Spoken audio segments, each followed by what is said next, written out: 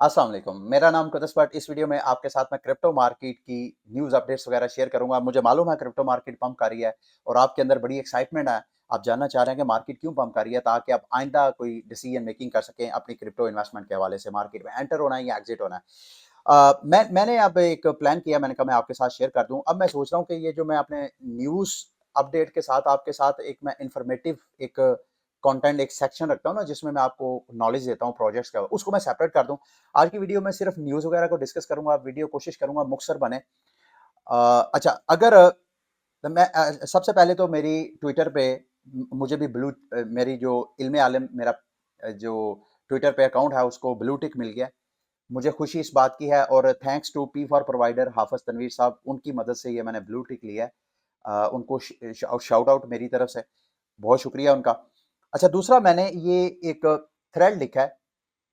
मैं मानता हूं कि ट्विटर के ऊपर इंफॉर्मेशन शेयर करना मुश्किल है बनिस्बत इसके यूट्यूब पे आके तो आपने सिर्फ बोलते जाना ना, वहां पे बड़ी मेहनत, ये मैंने बड़ी मेहनत से एक लंबा सा थ्रेड लिखा है। इसमें कैसे ये जो लोग, आपको पता है ना, बिटवीन बिटकॉइन मैक्सी और इथेरियम मैक्सी की आपस में बड़ी देर से बहस चल रही है कि हम अच्छे हैं, हम अच्छे हैं। इसको मैंने सारा डिस्कस किया है। ये बड़ा, मेरी नजर में तो ये बड़ा नॉलेज है। इसको अगर आप इस थ्रेड को पढ़ लेंगे तो आपको इथेरियम के मुस्तकबिल और आइंदा आने वाले वक्त में आपको क्रिप्टो मार्केट किस सिमत में जा सकती है उसकी अच्छी खासी अंडरस्टैंडिंग हो सकती है।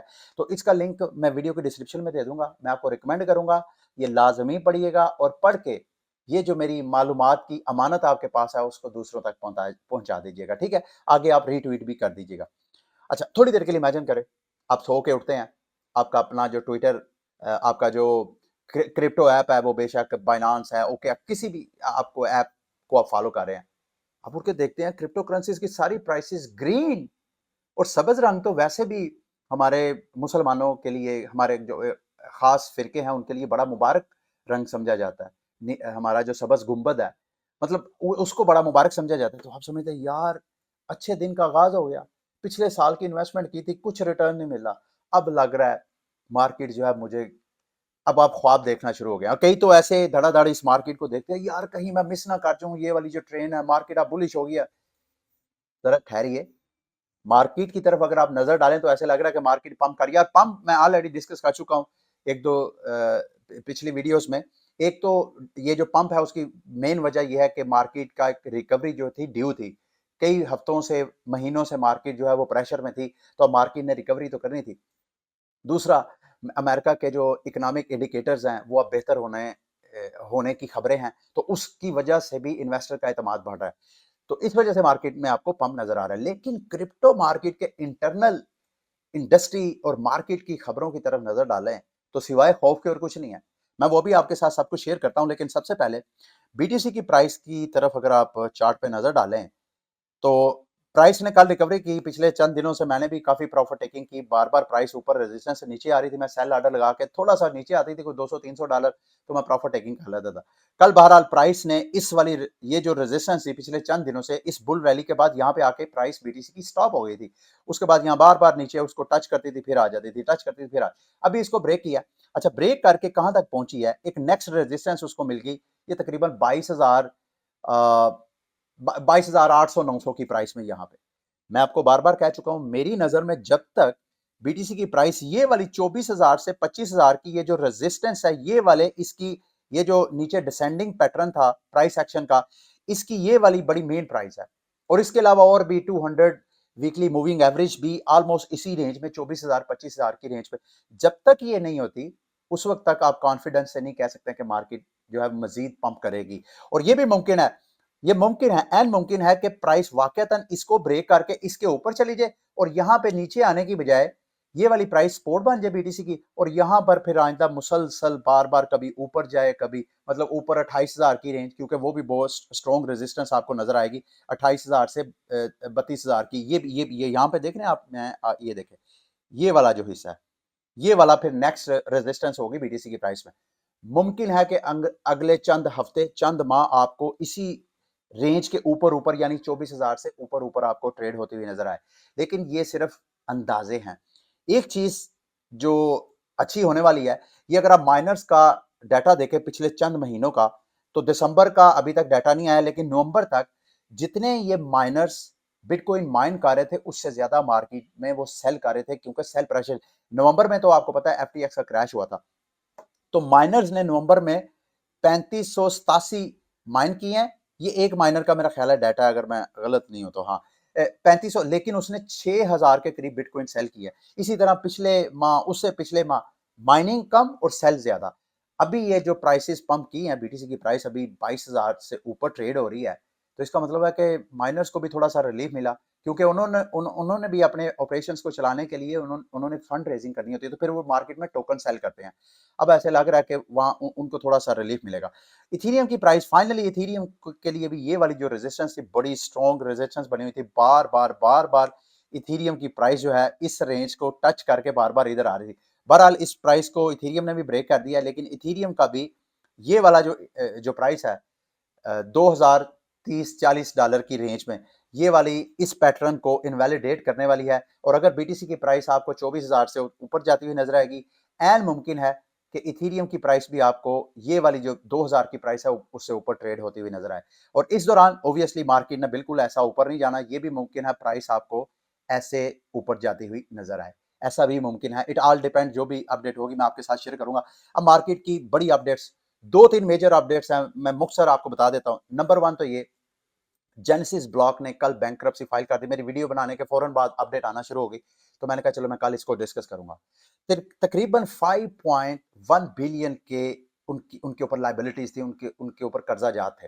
मैं सारी डिटेल आपके साथ के साथ आपको शेयर करता हूं। दूसरी मार्केट की अपडेट कि एफटीएक्स की दोबारा ओपन होने की खबरें आना शुरू हो गई हैं। कोई कह रहा है कि वो जो पुराना एफटीएस है उसका जो बैंकमैन फ्रीड ने जब सीईओ की पोजीशन छोड़ी, तो जो नया आने वाला था उसने कहा कि हम एफटीएक्स को दोबारा ओपन करते हैं। और साथ ये भी खबरें हैं कि नया जो साबका सीईओ था एफटीएक्स का, वो एक नई एक्सचेंज लॉन्च करना चाहता है। उसने बाकायदा कोइनबेस और सर्कल से $5 मिलियन की फंड रेजिंग भी कर ली है। ये मेरी नजर में बड़ी डेवलपमेंट थी। और कल मैंने आपको कॉइनडेस्क के हवाले से भी अपडेट किया कि कॉइनडेस्क को चार्ल्स हास्किंसन जो है वो एक्वायर करने की कोशिश कर रहा है। अब खबरें आ रही हैं कि शायद बाइनांस की जो एशियन कोई उसकी फर्म है वो भी इंटरेस्टेड है। मतलब अब कंपटीशन जो है बढ़ गया कॉइनबेस का। लेकिन मैं थोड़ा सा आते हैं कि ये जो बैंकरप्सी फाइल की है जेनेसिस ने, इसका इम्पैक्ट कहां तक हो सकता है। देखिए, ये जो $5 अरब है ये जेनेसिस का नहीं है मेरे दोस्तों भाइयों। तकरीबन ये जो $5 अरब है, ये मैं आपको बताता हूं, $5 अरब से ज्यादा कोइनडेस्क से एक जगह कह रहा है 5.1 बिलियन और एक जगह पे कह रहा है जी 3.5 बिलियन। अच्छा, इसमें से जो 50 टॉप क्रेडिटर्स हैं उनका तकरीबन 3.5 बिलियन देना है। 1 लाख से ज्यादा क्रेडिटर हैं जेनेसिस के। ये जो $5 अरब से ज्यादा का कर्जा है इसके ऊपर, ये 1 लाख से ज्यादा क्रेडिटर्स हैं। इनमें इंडिविजुअल्स की तादाद कम है लेकिन इंस्टीट्यूशंस की तादाद ज्यादा है। दूसरे लफ्जों में इसका मतलब क्या है, वक्ती तौर पे तो जेनेसिस ने अदालत में जाके बैंक्रप्सी की सपोर्ट ले ली है कि भाई मुझे सपोर्ट करो यहां पे आके। वक्ती तौर पे तो थोड़ा आपको रिलीफ नजर आ रहा है, लेकिन होगा क्या जरा ये मैं आपके साथ शेयर करना चाहता हूं। ये बड़ी बड़ी कंपनीज, नंबर वन जी, बल्कि नीचे से मैं आपको बताता हूं ताकि यहां से आपको पता चले। जिमिनी एक्सचेंज सबसे पहला जो हिट आएगा, इसके बाद जिमिनी एक्सचेंज जिनको तकरीबन 900 मिलियन से ज्यादा, सॉरी 766 मिलियन उस एक्सचेंज का देना। फिर बिट बाय जो एक्सचेंज है उसका उसकी एक ट्रेडिंग फर्म है मिराना, उसका भी इन्होंने कोई 151 मिलियन के करीब देना। फिर एक कम्बरलैंड है, वो क्या है, वो भी एक ट्रेडिंग फर्म है, उसका भी 18 मिलियन के करीब देना। मून अल्फा फाइनेंस का भी 150 मिलियन देना है। ये जितने मिलियंस देने हैं ये सारी फर्म्स, अगर जैसे ये जो जेनेसिस है ये क्यों बैंकरप्ट हुई, इसकी नीचे आप ऑलरेडी आपको पता है, थ्री एरोस कैपिटल जो एक हेज फंड थी, जो वेंचर कैपिटलिस्ट थी, जो स्टार्टअप में इन्वेस्टमेंट करती थी, जेनेसिस ने उसको पैसे दिए। उसने तकरीबन 1.2 बिलियन, टोटल कोई 2.4 बिलियन थे। लेकिन जैसे ही वो थ्री एरोस कैपिटल बैंकरप्सी की तरफ या डिफॉल्ट होने की तरफ गई, तो जेनेसिस ने उसमें से हाफ एक अमाउंट ले ली और हाफ अमाउंट बाकी रह गई थी। 1.2 बिलियन लेना था। अब वो थ्री एरोस कैपिटल तो बैंकरप्ट हो गया, लेकिन उसके जो इफेक्ट्स हैं अभी तक आपको नजर आ रहे हैं। तो ये 1 लाख से ज्यादा जो क्रेडिटर्स हैं जिनका $5 अरब के करीब ये इन्होंने देना था जेनेसिस ने, वो 1 लाख, अभी इसका मतलब है कि वो भी रिस्क में है, वो भी आने वाले वक्तों में कोई इसका कोई सॉर्ट आउट नहीं होता से इशू, तो उनमें से बहुत सी कंपनीज होंगी वो भी बैंकरप्ट होंगी, फिर उनके साथ जो जो लिंक होगा वो भी, मतलब जितना लेवरेज सिस्टम था सारा वो आहिस्ता आहिस्ता आपको फ्लश होता हुआ नजर आ रहा है। तो ये जो क्रिप्टो मार्केट आपको बुल रैली पकड़ती नजर आ रही है, फ्रैंकली स्पीकिंग इन सारी अपडेट को देखते हुए तो मुझे ऐसे लग रहा है कि ये रिस्की है, इसको आप बुलिश समझ के अगर आप एंट्री ले, हाँ अगर आपने ऑलरेडी एंट्री ली है तो आपको मजीद वेट करने का कोई मसला नहीं है।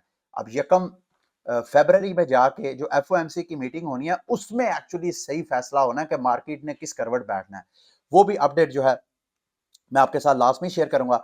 स्टेलर जो है, स्टेलर फाउंडेशन, यानी और क्रिप्टो करेंसीज की जो फाउंडेशन है, पीछे उनकी ट्रेजरीज है, उन्होंने भी इसको पैसे दिए हुए थे अपने ट्रेजरी से निकाल के कि हमें, आप हमारे पास ये पैसे पड़े पड़े क्या करें, हमसे पैसे ले लो, आप क्रिप्टो मार्केट में इन्वेस्टमेंट करते हैं, वहां से अर्निंग करते हैं, हमारे साथ फिर जो है वो शेयरिंग करें, प्रॉफिट शेयरिंग करें। तो इसी तरह इसका मतलब है कि क्रिप्टो करेंसीज जो है उनकी ट्रेजरी के ऊपर भी प्रेशर आएगा, जैसे कि ये स्टेलर है। तो इस तरह मार्केट के इसके कंटेंजियन इफेक्ट्स वगैरह आएंगे। और अभी बात यहाँ पे रुकी नहीं है, जो जर्मनी के मालकान है, कैमरॉन ने एक पूरी ट्वीट लिखी है, थ्रेट किया, उन्होंने कहा ठीक है बैंक्रप्सी आपने फाइल किया, हमें कोर्ट के जरिए चलो रिकवरी की उम्मीद बन गई है, लेकिन हम जो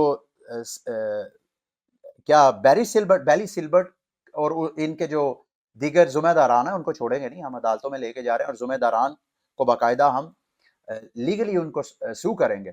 मतलब ये आगे मजीद जो है मेरी नज़र में पैनिक आगे मजीद बढ़ सकता है। आगे ये मैं आपको ऑलरेडी बता चुका हूँ, बायबिट के जो फाउंडर है उन्होंने कल ट्वीट की कि भाई हमारी जो बहुत ज़्यादा मसला नहीं है, टोटल जो 151 मिलियन, और हमारी ये जो क्या नाम है उसका, मिराना, मिराना इसकी ट्रेडिंग फर्म है, हमारी एक्सचेंज इसके साथ एक्सपोज नहीं है जेनेसिस के साथ। अला बंदा नीचे एक बंदे ने क्वेश्चन किया कि भाई अगर बायबिट उसके साथ एक्सपोज नहीं है तो बायबिट के ऊपर एक अर्न का एक टूल है, एक प्रोडक्ट है, तो फिर ये बताएं कि वो फिर कैसे बायबिट मैनेज कर रहा है, वो जो अर्न अपने यूजर से क्रिप्टो एसेट ले रहा है और उनको इंटरेस्ट पे कर रहा है, तो बायबिट कैसे पे कर रहा है? अगर वो उसने जेनेसिस को नहीं लैंड किया तो फिर किस जगह पे लैंड किया है कि वो जो अपने यूजर्स हैं उनको इंटरेस्ट दे रहा है?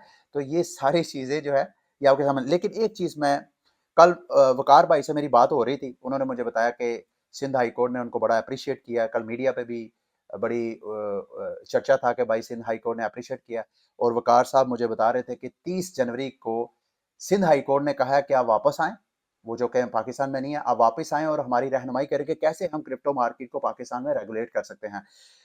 और साथ मेरी बात हो रही थी कि आपको याद होगा, मेरा ख्याल है 2021, अगर मैं गलत नहीं, 2021 या 2022 की बात है, वकार ज़का ने एक ट्रेड लगाई थी, लाइव ट्रेड के दौरान ही बाइनांस का जो ट्रेडिंग प्लेटफॉर्म था वो चोक हो गया, उस वजह से बहुत से ट्रेडर्स के जो अकाउंट्स है वो लिक्विडेट हुए, और मेरा ख्याल है वकार ज़का का भी $1 मिलियन से ज्यादा का लॉस हुआ था। वकार ज़का, ये मैं क्यों आपके साथ शेयर कर रहा हूँ, ये एक वेबसाइट है, देखें हम जितना क्रिप्टो मार्केट में, इवन मेरी वेबसाइट के ऊपर आप मेरे जो अपना यूट्यूब है उसके ऊपर आपको बिटगेट, ओकेएक्स, बाइनांस, ये सारे के ट्रेनिंग प्रोग्राम मिल जाते हैं। कल को अगर ये एक्सचेंज भी खुदा ना खास्ता अगर एफटीएक्स हो सकता है तो कोई भी एक्सचेंज, कोई भी और कंपनी बंद हो सकती है, तो आप बजाय इसके कि मुझे बुरा भला कहें, ये मैं एक वेबसाइट का लिंक आपके साथ दे रहा हूँ, ये लिटी कैपिटल है, यहाँ पे आप बजाय इसके कि मुझे बुरा भला कहें या अपने किसी लोकल बंदे से कांटेक्ट करें, अगर आपके साथ कोई बंदा भी स्कैम करता है, बेशक वो मैं हूं, अगर मैं आपके साथ स्कैम करता हूं तो पता नहीं आपके लोकल जो लॉ इन्फोर्समेंट एजेंसी है वो तो आपकी हेल्प करे ना करे, लेकिन अगर इनके साथ कांटेक्ट करेंगे तो ये फ्री ऑफ कॉस्ट आपको लीगल सपोर्ट देंगे। आप अगर बिटगेट, बाइनांस, कोई भी आपके साथ फ्रॉड करता है तो आप इनके साथ कांटेक्ट करें, अपनी सारे सबूत इकट्ठे करें, इनको प्रोवाइड करें, ये आपके बिहाफ पे केस करेंगे, और जब ये केस अगर विन कर जाते हैं तो उसका 30% ये रखते हैं, बाकी 70% आपको दे देते हैं। तो इसका लिंक में मैं वीडियो की डिस्क्रिप्शन में दे दूंगा। इन केस के क्रिप्टो में अगर आपके साथ कोई फ्रॉड होता है, कोई एक्सचेंज करती है, कोई बंदा करता है, इवन टेनअप करता है, इवन मुकद्दस करता है, वकार करता है, कोई भी बंदा करता है, तो आपको डरने घबराने की जरूरत नहीं है। तो इस तरह आप कर सकते हैं, ये प्लेटफॉर्म है, इसको आपने, अच्छा जी आगे मैंने आपको बताया था कि इनके जो एफटीएक्स यूएसए के साबका जो प्रेसिडेंट थे, उन्होंने अनाउंसमेंट की है और कॉइनबेस वगैरह से उन्होंने ली है। अब लेट्स सी कि एफटीएक्स के साथ जो हो रहा है ऑलरेडी, उसके बाद क्या ये अगर एक्सचेंज स्टार्ट करते हैं तो इनको कुछ सपोर्ट मिलेगी कि नहीं। वैसे आपको ये बताता चलूं कि FTX जो यूएस फर्म थी उनकी, वो बड़ी स्ट्रांग रही है। मेरा मेरा नहीं ख्याल वो बैंकरप्ट हुई है, क्योंकि वो अमेरिका में थी और वो तो बड़े रेगुलेटेड तरीके से चली थी। जो इनका जो FTX ग्लोबल थी, वो जो बहामा में जिसका हेडक्वार्टर था, वहां पे ये सारे 2 नंबर काम हो रहे थे। अच्छा जी, पॉलीगॉन की बिटगो के साथ एक पार्टनरशिप हुई है। पॉलीगॉन के हवाले से चंद दिन पहले भी मैंने आपके साथ एक न्यूज़ शेयर की थी कि इनके ऊपर एक हार्ड फोर्क होने जा रही है, और जिसको मेरा ख्याल है दिल्ली फोर्क के नाम से ये इन्होंने किया था। अच्छा, उसमें थोड़ा सा मसला आया, वो थोड़ी कंट्रोवर्शियल हो गई है कि उसकी जो प्रपोजल है, उसके ऊपर सिर्फ 15 वैलिडेटर ने जो उसको किया, तो इसको लेकर के क्रिप्टो मार्केट में अच्छी खासी बात हो रही है कि भाई इतना सेंट्रलाइज है पॉलीमेटिक। लेकिन एक साइड पे ये, दूसरी साइड पे आप जरा डाटा देखें। ये अगर आप इथेरियम के जो लेयर 2 सॉल्यूशन है, जो इस वक्त सबसे ज्यादा हाइप है, जिनको मैंने शायद कल के परसों की वीडियो में भी डिस्कस किया, 2 दिन में मुसलसल इथेरियम के लेयर 2 के ऊपर डिस्कस कर रहा था। ऑप्टिमिज्म और आर्बिट्रम की कल मैंने एक डिटेल आपके साथ थ्योरी पेश की। अगर उन दोनों के साथ भी पॉलीमेटिक को कंपेयर किया जाए तो पॉलीमेटिक बहुत ऊपर है, बावजूद इसके कि उनकी अच्छी खासी हाइप है। रोल अप्स में वो सबसे टॉप में वो समझे जाते हैं, इसके बावजूद पॉलीमेटिक की बहुत, अगर आप डेली की ट्रांजैक्शन देखें तो पॉलीगॉन पे 2 मिलियन से ज्यादा ट्रांजैक्शन हो रही हैं, जबकि उनकी 500,000 ऑन एवरेज ट्रांजैक्शन है। इसी तरह एक्टिविटीज देखे, ये सारा आपको ये जो पर्पल कलर नजर आ रहा है, ये सारा पॉलीमेटिक के ऊपर एक्टिविटी जो इथेरियम की लेयर 2 चेन्स है उनमें सबसे ज्यादा आपको नजर आ रही है। तो जो इथेरियम का लेयर 2 इकोसिस्टम है, उसका सबसे ज्यादा जो कैपिटल है वो पॉलीमेटिक के पास है। और पॉलीमेटिक की प्राइस में भी अगर आप नजर डालें तो बड़ी बड़ी आपको एक तरह का चार्ट में देख के बड़ी हैरानी होगी कि मुसलसल मार्केट, ये बाकी बिटकॉइन की प्राइस की तरफ अगर आप नजर देखें तो एक आपको बिल्कुल एक मुसलसल ड्रॉप नजर आ रहा है। लेकिन पॉलीमेटिक की अगर चार्ट पे नजर डालें तो एक पिछले कई हफ्तों से, महीनों से, बल्कि पिछले साल जुलाई से, जब से लूना का क्रैश हुआ, उस क्रैश के बाद जब रिकवरी हुई, उसके बाद मुसलसल एक खास रेंज, इस रेंज को ब्रेक, अभी भी आप देखें तो ये वाली जो प्राइस है $1 की प्राइस, उसको ब्रेक नहीं कर पाई है। मार्केट ने रैली पकड़ी है, लेकिन उस रैली के दौरान यहाँ पे आके मैटिक की जो प्राइस है यहाँ पे स्टे कर गई है। अगर तो ये मजीद मार्केट रैली पकड़ती है तो मुमकिन है पॉलीमेटिक की ये प्राइस भी ब्रेक हो। अगर प्राइस ब्रेक होती है तो अगला प्राइस जो टारगेट है मैटिक की प्राइस का, वो $1.30 के करीब है। नेक्स्ट रेजिस्टेंस वहां पे है। अगर वो भी ब्रेक हो गई तो लेट्स सी के जो पॉलीमेटिक की प्राइस है आगे कहां तक मार्केट के साथ साथ कहां मूव होती है।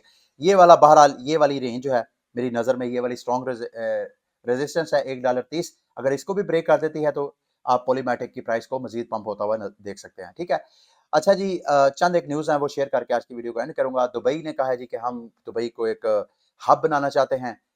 मैं एक वेबसाइट देख रहा था जहाँ पे तकरीबन 5 मुख्तलिफ किस्म के नए वीज़ास की पॉलिसीज़ उन्होंने चेंज की है कि अगर आपने अब विज़िट पे जाना है दुबई तो आपको किसी स्पॉन्सर की ज़रूरत नहीं है। इवन अगर आप फ्रीलांसर हैं तो आपको वो 5 साल का ग्रीन वीज़ा जो है वो इश्यू करते हैं। आप पाकिस्तान में बैठ के ही बराह रास्त अप्लाई कर सकते हैं। मेरा ख्याल है कोई 900 दिरहम के करीब आपको टोटल फीस लगती है।